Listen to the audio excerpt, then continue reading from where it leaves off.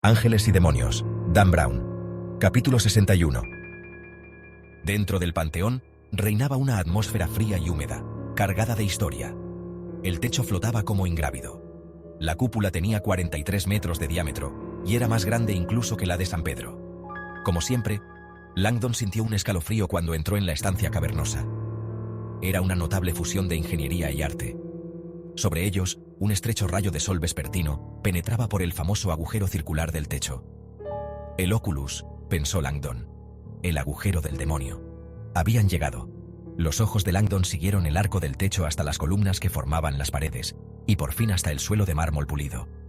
El tenue eco de pasos y los murmullos de los turistas resonaban en toda la cúpula. Langdon examinó la docena de turistas que vagaban en las sombras. ¿Estás aquí? Parece muy tranquilo, dijo Vittoria sin soltar su mano. Langdon asintió. ¿Dónde está la tumba de Rafael?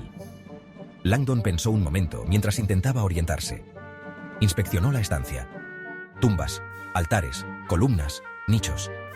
Señaló un monumento funerario especialmente ornamentado, enfrente y a la izquierda. Creo que Rafael está allí. Vittoria examinó el resto de la sala. No veo a nadie que parezca un asesino a punto de matar a un cardenal. Echamos un vistazo. Langdon asintió. Solo existe un lugar en el que alguien podría esconderse. Será mejor que vayamos a los Rientrance. ¿Los nichos? Sí, señaló Langdon. Los nichos. Alrededor del perímetro, intercalados con las tumbas, había una serie de nichos semicirculares practicados en el muro. Los nichos, aunque no eran enormes, sí eran lo bastante grandes para que alguien se escondiera en las sombras. Por desgracia, Langdon sabía que en otro tiempo albergaban estatuas de los dioses del Olimpo, pero las esculturas paganas habían sido destruidas cuando el Vaticano convirtió el panteón en una iglesia cristiana. Sintió una punzada de frustración al saber que se hallaba en el primer altar de la ciencia y que el indicador había desaparecido. Se preguntó qué estatua habría sido ese indicador y a dónde habría señalado. Langdon no podía imaginar mayor emoción que encontrar un indicador de los Illuminati, una estatua que de manera disimulada señalara el sendero de la iluminación. Una vez más, se preguntó quién habría sido el anónimo escultor Illuminatus. Yo me ocuparé del arco izquierdo, dijo Vittoria, indicando la mitad izquierda de la circunferencia. Tú ve por la derecha. Nos veremos dentro de 180 grados. Langdon sonrió desganado. Cuando Vittoria se alejó, él sintió que el horror de la situación se insinuaba en su mente. Cuando se volvió y caminó hacia la derecha, la voz del asesino pareció susurrar en el espacio muerto que le rodeaba. A las 8 en punto. Vírgenes sacrificadas en el altar de la ciencia.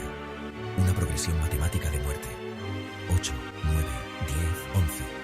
Ya medianoche. Langdon consultó su reloj. 19:52. 8 minutos. Cuando avanzó hacia los primeros nichos, pasó ante la tumba de un rey católico de Italia. El sarcófago, como muchos en Roma, estaba torcido con respecto a la pared, colocado de una manera errónea. Un grupo de visitantes parecía confuso por este hecho. Langdon no se detuvo a dar explicaciones. Las tumbas cristianas oficiales solían estar mal alineadas con la arquitectura que las albergaba con el fin de mirar al este. Era una antigua superstición que Langdon había comentado en la clase de simbología el mes pasado. Eso es totalmente incongruente, había exclamado una estudiante de la primera fila, cuando Langdon explicó el motivo de que las tumbas estuvieran orientadas hacia el este. ¿Por qué quieren los cristianos que sus tumbas estén orientadas al sol naciente? Estamos hablando de la cristiandad, no de adoradores del sol. Langdon sonrió, paseó ante la pizarra y masticó una manzana. «Señor Hitzroth», gritó.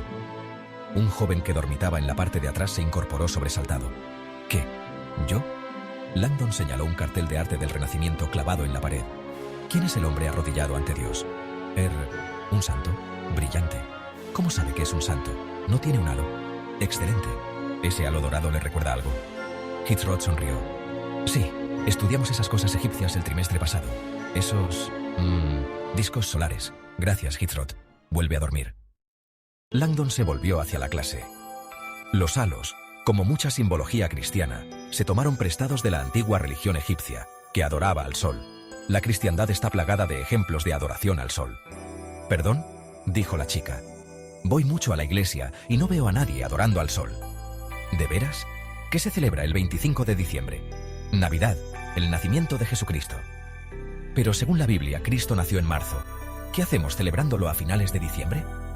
Silencio. Langdon sonrió. El 25 de diciembre, amigos míos, es la antigua fiesta pagana del Sol Invictus, el Sol Invencible, que coincide con el solsticio de invierno. Es esa época maravillosa del año en que el sol regresa y los días empiezan a alargarse. Langdon dio otro mordisco a la manzana. Con el fin de conquistar religiones, continuó. A menudo se adaptan festividades existentes para que la conversión sea menos traumática. Se llama transmutación. Ayuda a la gente a acostumbrarse a la nueva fe. Los creyentes conservan las mismas fechas sagradas, rezan en los mismos lugares sagrados, utilizan una simbología similar y se limitan a sustituir a un dios por otro. La chica se enfureció. Está insinuando que el cristianismo es una especie de culto al sol reciclado. En absoluto. La cristiandad no tomó prestado tan solo el culto al sol. El ritual de la canonización cristiana proviene del antiguo rito de Euhemerus, el de convertir en dioses a seres humanos. La práctica de devorar a los dioses, o sea, la Sagrada Comunión, proviene de los aztecas. Ni siquiera el concepto de Cristo muriendo por nuestros pecados es exclusivamente cristiano. El sacrificio de un joven para redimir los pecados de su pueblo aparece en la tradición de Quetzalcóatl. La muchacha le miró indignada. ¿De modo que el cristianismo no tiene nada de original? Muy pocas cosas son realmente originales en cualquier fe organizada. Las religiones no nacen de la nada, surgen de otra. La religión moderna es un collage, un acta histórica adaptada de la lucha del hombre por comprender lo divino. Un momento, dijo Hitzrod, que parecía haberse despertado.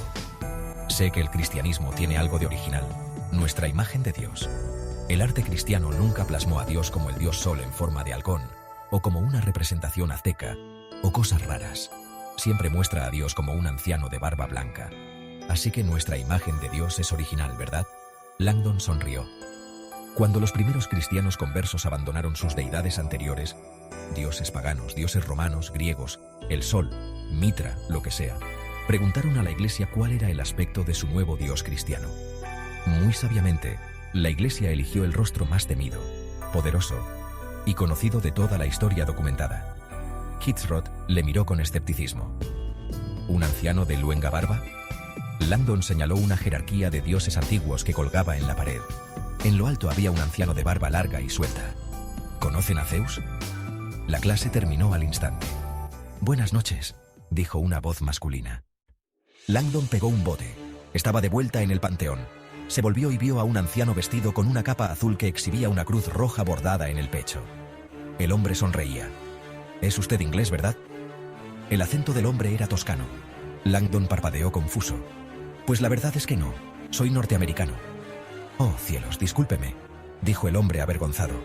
Como va tan bien vestido, pensé... Le pido perdón. ¿Puedo ayudarle?, preguntó Langdon, cuyo corazón se había acelerado. Pensé que quizá podría ayudarle yo. Soy el Cicerone. El hombre señaló con orgullo su placa. Mi trabajo consiste en hacer que su visita a Roma sea más interesante. ¿Más interesante? Langdon estaba seguro de que esta visita a Roma era de lo más interesante. Parece un hombre distinguido. Le lisonjeó el Cicerone, más interesado en la cultura que la mayoría.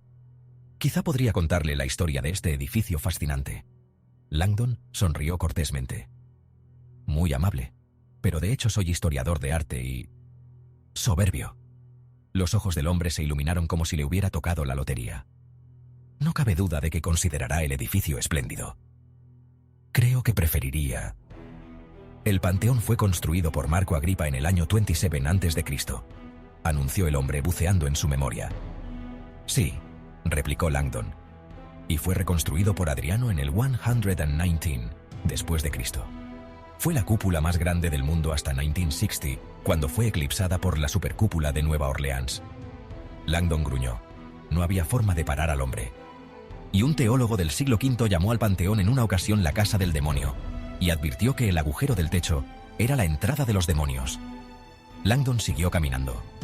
Sus ojos ascendieron hacia el Oculus, y el recuerdo de la teoría sugerida por Vittoria proyectó una imagen aterradora en su mente. Un cardenal marcado cayendo a través del agujero y estrellándose en el suelo de mármol. Eso sí que sería un acontecimiento mediático.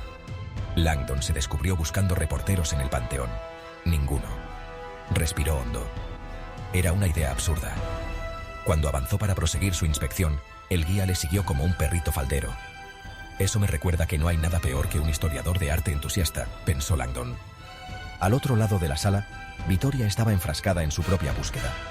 Sola por primera vez desde que se había enterado de la muerte de su padre, sentía que la cruda realidad de las últimas 8 horas se estaba cerrando a su alrededor.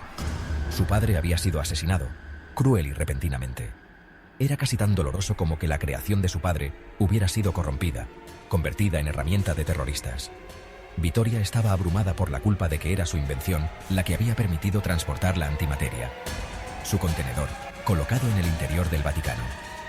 En un esfuerzo por colaborar en la búsqueda de la verdad emprendida por su padre, se había transformado en cómplice del caos. Aunque pareciera raro, lo único que la consolaba en este momento era la presencia de un desconocido. Robert Langdon. Encontraba un inexplicable refugio en sus ojos, como la armonía del mar que había abandonado aquella misma mañana. Se alegraba de que estuviera con ella. No solo era una fuente de energía y esperanza, sino que su mente había imaginado una forma de capturar al asesino de su padre. Vittoria respiró hondo, mientras seguía inspeccionando el sector que le correspondía. Estaba abrumada por las fantasías inesperadas de venganza personal que habían dominado sus pensamientos todo el día. Quería ver muerto al asesino. Por más buen karma que poseyera, hoy no estaba dispuesta a presentar la otra mejilla. Perturbada y excitada, sentía correr por su sangre italiana algo que nunca había experimentado: los susurros de antepasados italianos que defendían el honor de la familia con justicia brutal. Vendetta, pensó Vittoria, y por primera vez en su vida, lo comprendió. El ansia de venganza la impulsaba a seguir adelante. Se acercó a la tumba de Rafael Santi. Incluso desde lejos, supo que aquel individuo era especial.